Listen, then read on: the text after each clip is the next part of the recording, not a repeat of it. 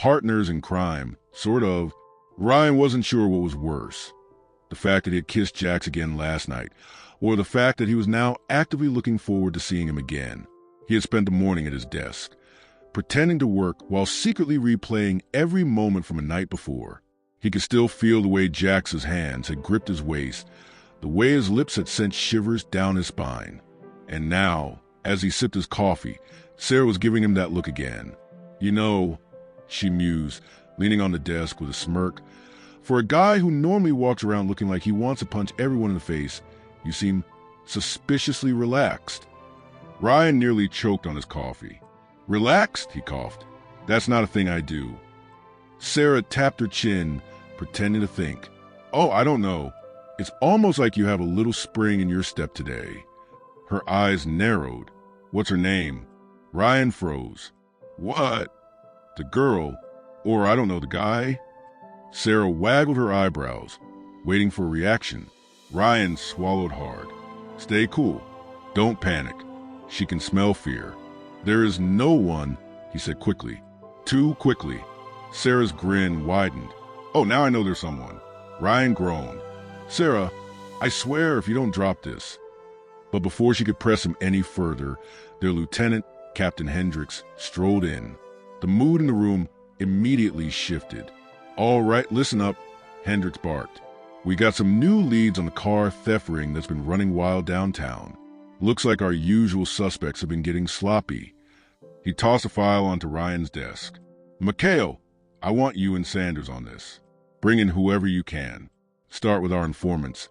Shake some trees. Ryan barely heard him. His eyes had landed on a familiar name in the file. Jax Kingston. Shit.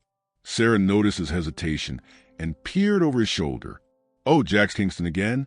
This guy's like a damn cockroach. You arrest him, and he just keeps popping up. Ryan clenched his jaw. Yeah, except now I'm apparently making out with the cockroach.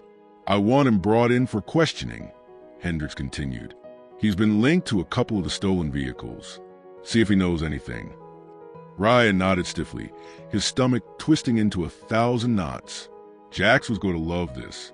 Later that night, a very awkward arrest, sort of. Ryan had spent the entire afternoon trying to think of a way to not arrest a guy he was kissing in secret.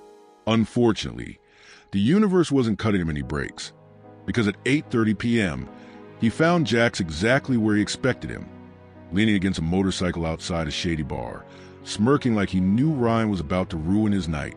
Well, Jax drawled as Ryan approached. If it isn't my favorite cop, you just can't stay away, huh? Ryan sighed. Don't do that. Do what? Jax feigned innocence.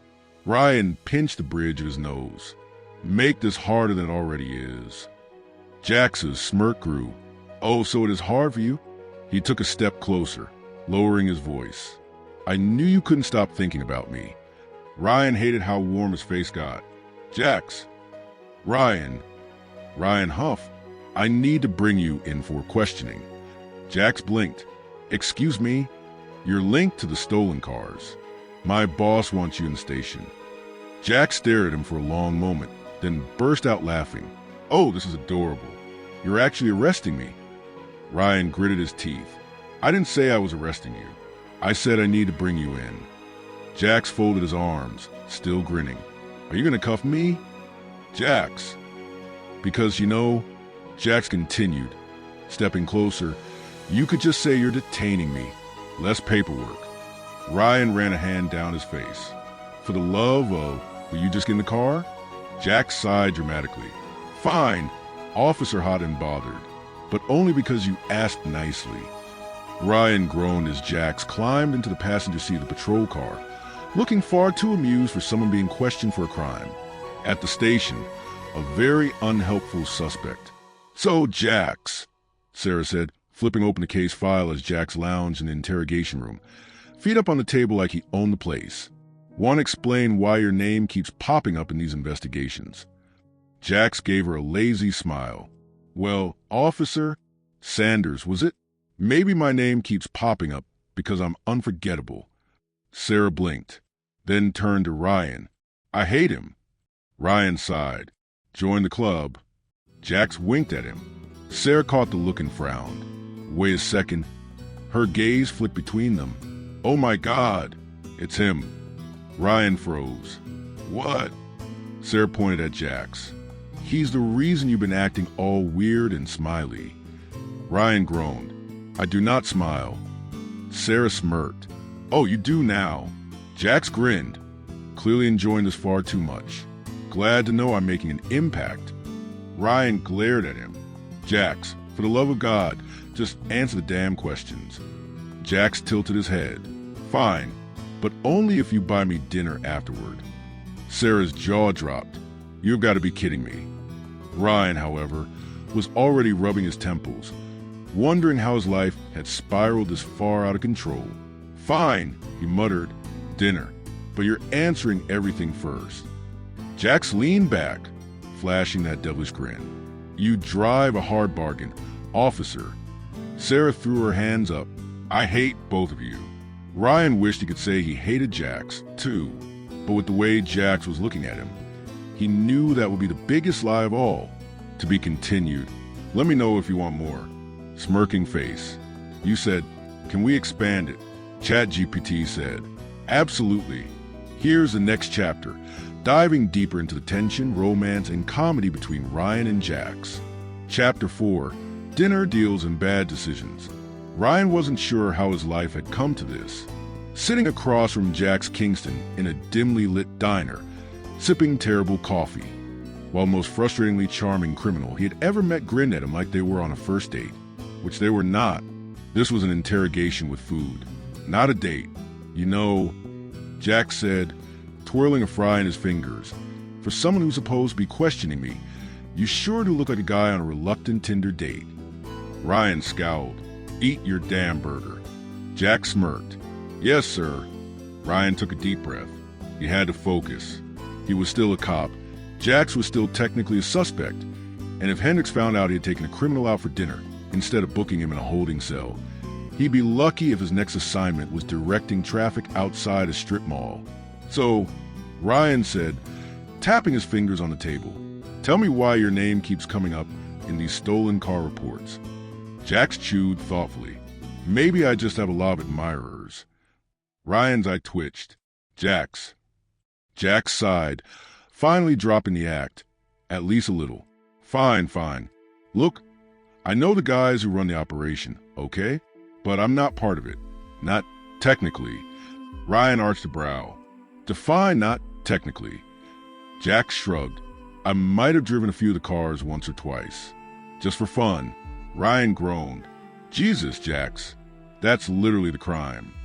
Jax grinned. Okay, but in my defense, it was a really nice Mustang. Ryan dropped his head into his hands. Why am I even here? Jax leaned in, resting his chin on his palm. Because you like me. Ryan looked up sharply. Excuse me? Oh, come on, Jax said, smirking. You could have tossed me in a cell tonight, but instead, you brought me here. Bought me dinner. Let me charm you. He popped a fry into his mouth, chewing smugly. I'm growing on you, Officer McHale. Ryan scoffed. You're infuriating. Jax winked. And yet here we are. Ryan clenched his jaw, trying not to let the heat in his face show. Do you even have anything useful to tell me? Jax leaned back, stretching like a lazy cat. May, babe. Ryan groaned. Jax. Jax grinned. Tell you what, how about a trade? Ryan narrowed his eyes. A trade? Yup. Jax took a slow sip of his milkshake. You asked me a question, and I'll answer it honestly. If, he pointed at Ryan with a fry, I get to ask you one back. And you have to answer honestly, too. Ryan hesitated. On one hand, this was a ridiculous game. On the other hand, Jax was clearly holding back useful information. Fine, Ryan sighed. 1 for 1. Jax's grin widened. Perfect. You go first. Ryan drummed his fingers against the table, watching Jax carefully. Who's running the operation? Jax twirled his straw. Gabe Moreno. Ryan's eyebrows shot up. Now that was useful. Moreno had been on their radar for months, but they hadn't been able to pin anything solid on him. Your turn, Jax said, resting his chin on his hand. Why did you become a cop? Ryan blinked. What? Jax smirked. Fair's fair, officer. Why'd you pick this life? Ryan hesitated. No one had asked him that in a long time. After a moment, he sighed. Because when I was a kid, I watched my dad get robbed in front of me. The cops showed up, chased the guy down, and got my dad's stuff back. That was the first time I ever felt safe. Jax tilted his head, studying him. Huh, so you're one of the good ones. Ryan rolled his eyes. Next question. Jax tapped his fingers against the table. Why do you keep letting me go? Ryan stiffened. Jax's gaze was sharp now, cutting through the teasing. Ryan exhaled slowly. Because I don't think you're a bad guy. Jax blinked, caught off guard for the first time. Ryan pressed forward. I think you're reckless. I think you make stupid choices. But I don't think you're bad. And I don't think you belong in a cage. Jax swallowed, looking away for a brief second. Huh. Ryan studied him, waiting for another cocky remark. But for once, Jax didn't have one.